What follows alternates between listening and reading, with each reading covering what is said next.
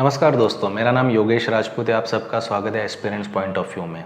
आज Indian polity and constitution beyond M Laxmikanth series का next topic, जिसमें हम सेशंस ऑफ द पार्लियामेंट के बारे में समझेंगे, जिसमें सेशंस, एडजॉर्नमेंट सिन डाई, प्रोरोगेशन और उसका इम्पैक्ट क्या होता है और वो कैसे प्रोसीड किया जाता है और कौन उन्हें प्रोसीड करता है, ये हम समझेंगे। इसके बाद एंड ऑफ द टॉपिक में एक छोटा टॉपिक है पार्लियामेंट्री चैप्टर में, जिसमें leader of the house and leader of the opposition and whip, इनके बारे में भी डिस्कस किया जाएगा। तो कंटिन्यू रहिए। तो स्टार्ट करते हैं सेशन। तो सेशन का बेसिक मीनिंग क्या है कि जैसे लोकसभा है, राज्यसभा है, तो ये आके एक साथ बैठेंगे और बिल इंट्रोड्यूस करेंगे, पास करेंगे, डिस्कशन करेंगे, इसे सेशन कहेंगे हम। कॉन्स्टिट्यूशन के हिसाब से कोई भी पर्टिकुलर 2 सेशंस के बीच में 6 महीने से ज़्यादा गैप नहीं होना चाहिए। इसका मतलब कि साल में कम से कम 2 सेशंस तो कंडक्ट करने पड़ेंगे। तो इंडिया में बेसिकली हम 3 सेशंस करते हैं। बजट सेशन जो फरवरी से मई तक होता है, देन मॉनसून सेशन जो सितंबर तक चलता है, जुलाई से सितंबर तक का, देन विंटर सेशन जो आपका नवंबर दिसंबर में होता है। ठीक है, तो इसमें कॉन्स्टिट्यूशन का ब्रीच नहीं हो रहा है क्योंकि 2 सेशन के बीच में 6 महीने से कम का गैप है।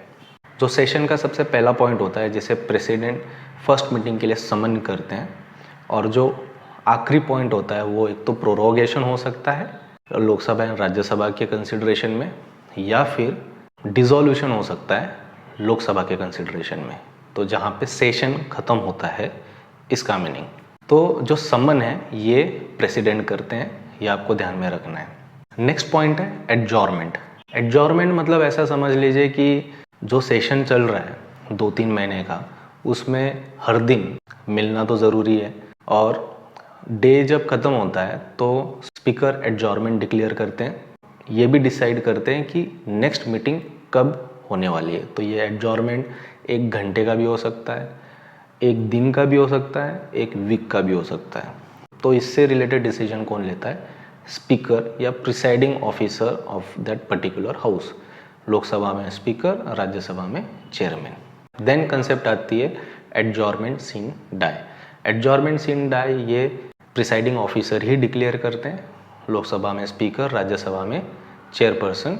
लेकिन यहाँ पे एक पॉइंट जो डिफरेंट है नॉर्मल एडजॉर्नमेंट से, वो है कि यहाँ पे जब एडजॉर्नमेंट किया जाता है तो वापस मिलने का टाइम मेंशन नहीं होता है। ठीक है, तो ये एक डिफरेंस है, आपको ध्यान में रखना है। देन आता है प्रोरोगेशन। प्रोरोगेशन मतलब कि सेशन अभी ख़त्म हो गया है, तो ये प्रोरोगेशन जो डिक्लेयर करते हैं वो प्रेसिडेंट डिक्लेयर करते हैं। तो यहाँ पे हमें एक नोटिस करना है कि सेशन की फर्स्ट मीटिंग और सेशन की लास्ट मीटिंग ये डिक्लेयर करने वाले प्रेसिडेंट हो जाते हैं। पहली मीटिंग को समन प्रेसिडेंट करेंगे और आखिरी मीटिंग के बाद सेशन को क्लोज करने के लिए प्रोरोगेशन प्रेसिडेंट करेंगे।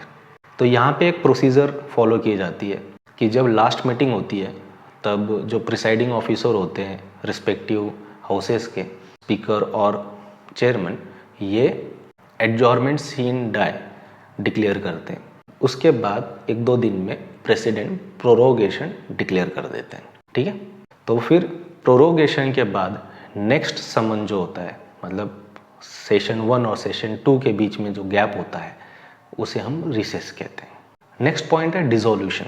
तो राज्यसभा के केस में तो डिसोल्यूशन होता नहीं है क्योंकि राज्यसभा ये परमानेंट हाउस है, लेकिन लोकसभा के केस में डिसोल्यूशन होता है। तो सबसे पहला जो केस है वो है कि ऑटोमेटिक डिसोल्यूशन। लोकसभा का 5 साल का टेन्योर होता है, 5 साल का टेन्योर खत्म होते ही लोकसभा ऑटोमेटिकली डिसॉल्व हो जाती है।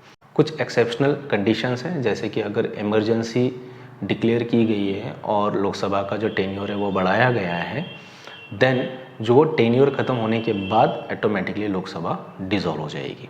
सेकेंड डिसोल्यूशन होता है जो प्रेसिडेंट करते हैं। तो यहाँ पे क्या क्या पॉसिबिलिटीज़ होती हैं कि अगर सपोज़ जो रूलिंग पार्टी है जिनको एब्सोल्यूट मेजॉरिटी मिल चुकी है, स्टिल 1-2 सालों के बाद उन्होंने डिसाइड किया कि हमें री इलेक्शन करने, तो वो प्रेसिडेंट को बोलते हैं कि हाउस डिसॉल्व कर दो। तो वैसा किया जाता है। सेकेंड जो कंडीशन है जो मोस्ट प्रोमिनेंटली होती है वो है कि अगर कोलिशन गवर्नमेंट है, 2-4 पार्टीज मिलके सरकार बना रही है और 1-2 साल के बाद सपोज ऐसा हुआ कि कोई एक पार्टी ने सपोर्ट निकाल दिया तो मेजॉरिटी प्रूव नहीं होती है, तो उस वक्त प्रेसिडेंट किसी और पॉलिटिकल पार्टी को कहते हैं कि, या ग्रुप ऑफ पॉलिटिकल पार्टी को कहते हैं कि आप मेजॉरिटी प्रूव करो। अगर उनसे भी नहीं होता है तो उस वक्त फिर फाइनली प्रेसिडेंट हाउस को डिसॉल्व करते हैं। तो ये जो समन है, एडजॉर्नमेंट है, प्रोरोगेशन है एंड डिसोल्यूशन है, इसका इम्पैक्ट डायरेक्टली बिल्स पे होने वाला है, क्योंकि लोकसभा राज्यसभा मेनली काम क्या करते हैं, वो बिल को एक्ट में कन्वर्ट करते हैं। तो अगर सपोज कोई बिल इंट्रोड्यूस किया गया है रिस्पेक्टिव दोनों में से कोई भी एक हाउस में, तो उस पर एडजॉर्नमेंट का क्या असर होता है, कुछ भी नहीं होता। प्रोरोगेशन का क्या असर होता है, कुछ भी नहीं होता। अगर सपोज कोई बिल मॉनसून सीजन में इंट्रोड्यूस किया गया है और सेशन ख़त्म हो गया, वो विंटर सेशन में वापस कंसिडर किया जाएगा। ये आपको क्लियर रखना है दिमाग में। लेकिन अगर डिसोल्यूशन होता है लोकसभा का, तो बिल्स के स्टेटस पे चेंजेस आ जाते हैं।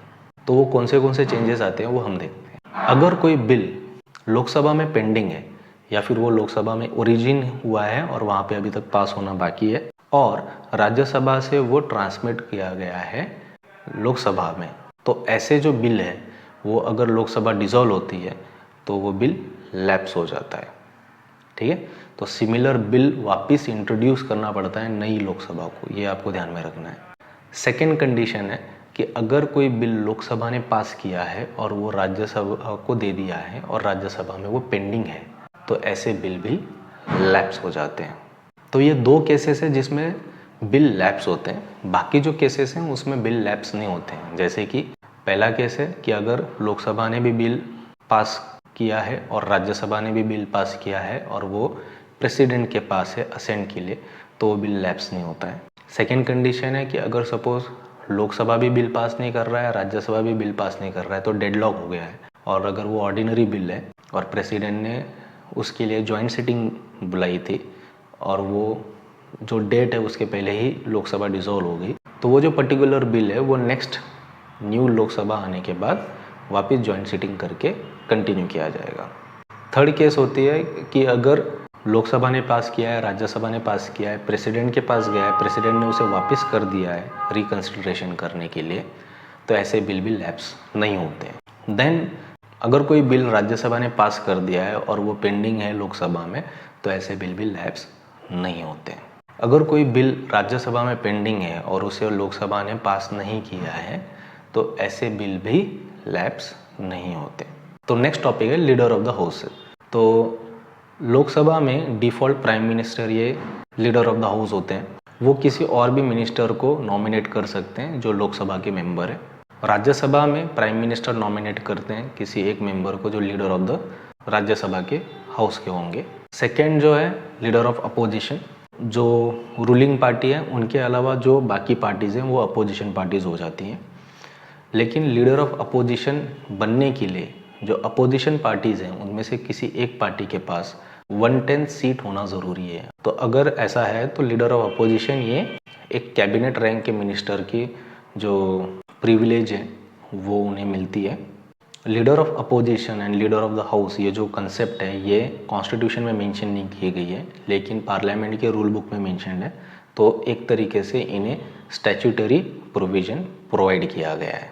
जैसे कि अभी रिसेंटली पिछले कुछ 2 लोकसभा में लीडर ऑफ अपोजिशन डिक्लेयर नहीं हो पा रहे थे क्योंकि 10% सीट्स भी अवेलेबल नहीं थी किसी अपोजिशन पार्टी में। देन जो नेक्स्ट इम्पॉर्टेंट ऑफिसर होता है वो होता है विप। विप एक पर्सन है, सपोज लोकसभा में वो मेंबर होगा और राज्यसभा में भी मेंबर रहेगा। तो ये हर एक पार्टी के अपने अपने विप होते हैं। विप एज ए जो पोजीशन है ये कॉन्स्टिट्यूशन में भी मेंशन नहीं है और पार्लियामेंट्री के रूल बुक में भी मेंशन नहीं है। तो ये आपको ध्यान में रखना है, क्वेश्चन पूछा जा सकता है। विप का काम क्या है बेसिकली, तो एक तरीके से क्लास मॉनिटर है वो, तो पार्टी मॉनिटर एक तरीके से।